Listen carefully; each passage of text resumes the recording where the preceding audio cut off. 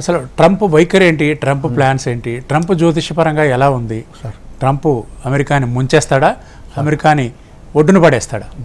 ఇక్కడ ఏంటంటే ప్రస్తుతం మనం ముందు ట్రంప్ జాతకం చెప్పే ముందు మన అమెరికా జాతకం చెప్పాలండి. అమెరికాకి ఫార్మేషన్ డే 4th జూలై 1776 4/7/1776 సాయంకాలం 5:40 వాళ్ళకి ఈ వాషింగ్టన్ డీసీ లోపల వాళ్ళకి స్వాతంత్రం వచ్చింది. ఆనాటి గ్రహస్థితి చూస్తే వాళ్ళ జన్మ నక్షత్రం చూస్తే శతభిష నక్షత్రం అయిందండి. వాళ్ళ రాశి కుంభరాశి, జన్మలగ్నం ధనుర్లగ్నం అండి. అక్కడ ఏమైందంటే ఈ రాహు అష్టమ స్థానంలో పడిపోయి కర్కాటకంలో వాళ్ళకి ప్రస్తుతం రాహు మహాదశ నడుస్తోందండి. ఈ రాహు మహాదశలో శుక్రుడి యొక్క అంతర్దశ 2028 దాకా ఉంది సార్.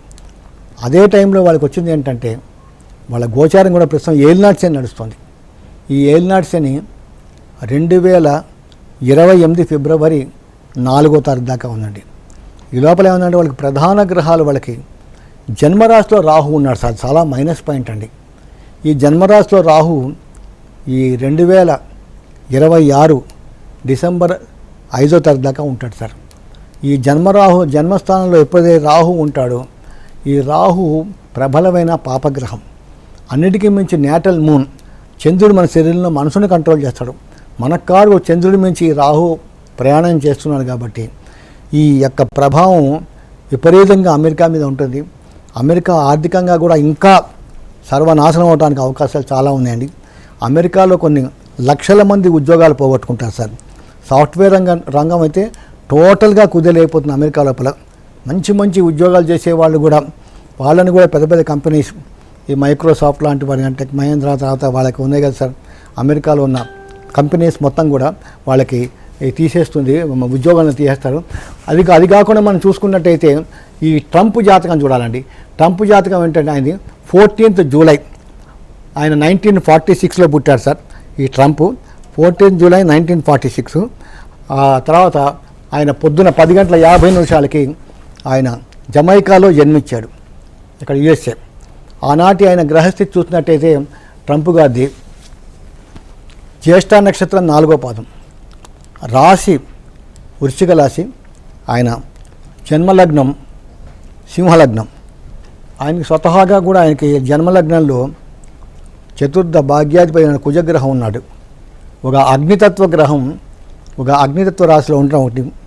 తర్వాత మెయిన్గా ఆయనకి ఇంత షార్ట్ టెంపరు, ఇంత మెంటల్గా బిహేవ్ చేయటం, ఒక నిమిషం ఉన్న బుద్ధి ఇంకో నిమిషంలో ఉండకపోవడం కారణం ఏంటంటే ఆయనకి చతుర్థ స్థానమైన వృశ్చిక రాశిలో చంద్రకేతులు ఉన్నారు సార్. చంద్రుడు ఒక మానవుడి యొక్క మనస్సుని కంట్రోల్ చేసే గ్రహం. ఆ చంద్రుడితో కేతు చేరేటప్పటికి పైగా జ్యేష్ఠ నక్షత్రం చాలా షార్ట్ టెంపర్ నక్షత్రం అది. ఆయనకి ప్రస్తుతం గురు మహర్దశ 2016లో మొదలై 2032 దాకా ఉందండి. ఈ ప్రస్తుతం గురు మహర్దశలో శుక్రుడి అంతర్దశ గురు మహర్దశలో ఈ యొక్క శుక్రుడి అంతర్దశ 2028 దాకా ఉందండి. సింహలగ్నానికి శుక్రుడు ఏమాత్రం కూడా యోగం చేయడు. ప్లస్ గురువు కూడా అర్ధశుభుడు, పంచమాధిపతిగా ఆయన 2016లో బిగిన్ అయింది, 2026కి వచ్చేసింది. కాబట్టి మొదటి ఫస్ట్ హాఫ్ అయిపోయింది. మొదటి 8 సంవత్సరాలు పంచమాధిపతి ఫలితాలు ఇచ్చేశాడు. ఇప్పుడు ఆయనకి అష్టమాధిపతి ఫలితాలు ఇస్తున్నారు సార్. అష్టమాధిపతి దశ కానీ అంతర్దశ కానీ వచ్చినప్పుడు విపరీతమైనటువంటి మానసిక నరకం మనిషికి ఇస్తారు సార్. ఇప్పుడు ఆయనకి ఒక గ్రహం అనుకూలంగా లేదు, మహర్దశ అనుకూలంగా లేదు, అంతర్దశ అనుకూలంగా లేదు. గోచారం చేసి వృశ్చిక రాశి, చతుర్థంలో రాహు, పంచమంలో శని, మెయిన్గా అష్టమంలో చూస్తేనే ఉన్న ఆయనకి గురుబలం లేదు. ఆయనకి ఈ దశమ స్థానాల్లో ఒక కేతు కొంతవరకు నయం అండి. గురుబలం లేకపోవటం వలన గోచారంలో పంచమ స్థానంలో ఈ శనేశ్వరుడు ఉండటం వలన బుద్ధి వక్ర మార్గంలో పోవటం. అన్నీ ఎట్లాంటి బుద్ధి అంటే మంచి బుద్ధి కాదు. ఎంతసేపు తనే పెద్ద పొజిషన్లో ఉండాలి, తను అందరినీ కంట్రోల్ చేయాలి. ఇప్పుడు చూడండి, ఇరాన్ కానీ ఈ విధంగా 40 రోజులు గొడవగానే పడకుండా ఇంత మానసిక అశాంతికి ఈ ట్రంప్ని గురి చేసింది. అలా కానీ చేయకుండా ఉంటే నెక్స్ట్ ఇదే ట్రంప్ మన భారతదేశం మీద వచ్చేవాడండి. కానీ బాగా గుణపాఠం బోధించింది. ఇప్పుడప్పుడే ట్రంప్కి బుద్ధి రాదు, ఎందుకంటే బుద్ధి వచ్చే గ్రహాలు లేవు. కొంత ట్రంప్ శాంతించడానికి ఈ 2026 ఈ జూన్ 2వ తారీఖు నుంచి ఎప్పుడైతే ఈ గురుగ్రహం మిథున రాశి వదిలి ఈ కర్కాటక రాశులకు ఉచ్చస్థితిలోకి వస్తాడో అక్కడి నుంచి ఆయన గురుగ్రహం పంచమ దృష్టి ద్వారా ఈ వృశ్చికంలో ఉన్న చంద్రుని కేతువుని కంట్రోల్ చేస్తాడు కాబట్టి కొంతవరకు ఈ ట్రంప్ యొక్క మెంటల్ తగ్గుతుంది. ప్రస్తుతం చాలా మెంటల్గా ఉన్నాడు ట్రంప్. ప్రతి విషయాల్లోనూ జోక్యం చేసుకోవటం. నేను చూడండి ఇంకా ఇంకేముంది, ఇరాన్ని నాశనం చేస్తున్నాడు. ఇరాన్ని ఎవడు ఏం చేయలేడు సార్. ఇరాన్ దగ్గర కొన్ని వేల ఆయుధాలు ఉన్నాయి. ఇంకా ఇరాన్కి ఇటు చైనా నుంచి ఆయుధాలు వస్తాయి, ఇటు రష్యా నుంచి కూడా ఆయుధాలు వస్తాయి సార్. ఈ యుద్ధం ఇప్పుడప్పుడే ఆగే ప్రసక్తి లేదు సార్. ముఖ్యంగా ఈ నెక్స్ట్ మంత్ 17 దాకా కూడా చాలా విపరీతమైన పరిస్థితులు మనం చూస్తాము. అట్లాగే ఈ యుద్ధ ప్రభావం మన భారతదేశం మీద కూడా చాలా ఉంటుందండి. చాలా బాగా వివరించారండి. రాంబాబు గారు, చివరిగా చెప్పండి, ఈ యుద్ధం ప్రభావం మన మీద తప్పనిసరిగా పడుతుంది. ఇప్పుడున్న పరిస్థితుల్లో మన దేశం కానీ మన దేశంలో ప్రజలు కానీ ఎలాంటి జాగ్రత్తలు తీసుకోవాలి? చివరిగా హెచ్ఎంటీవీ ప్రేక్షకులకు చెప్పండి. నేను కూడా ఈ హెచ్ఎంటీవీ ప్రేక్షకులకు ఒకటే చెప్తానండి. ఈ సంవత్సరం ఆర్థికంగా మటుకు ఏమాత్రం కూడా బాగుండదు సార్. ఈ గ్రహస్థితి ఎట్లా ఉంది, ఈ లోపల ఇంకోటి కూడా గుర్తుపెట్టుకోండి, ఈ పాకిస్తాన్ కూడా ఆల్ ఆఫ్ ద సడన్ మన భారతదేశం మీదకి అటాక్ చేసినా మీరు ఆశ్చర్యపోవాల్సిన అవసరం లేదు. ఎందుకంటే ఈ పాకిస్తాన్ది మిథున రాశి. ప్రస్తుతం ఈ శని కుజులు ఇద్దరు కూడా వాళ్ళకి దశమ స్థానంలో ఉన్నారు.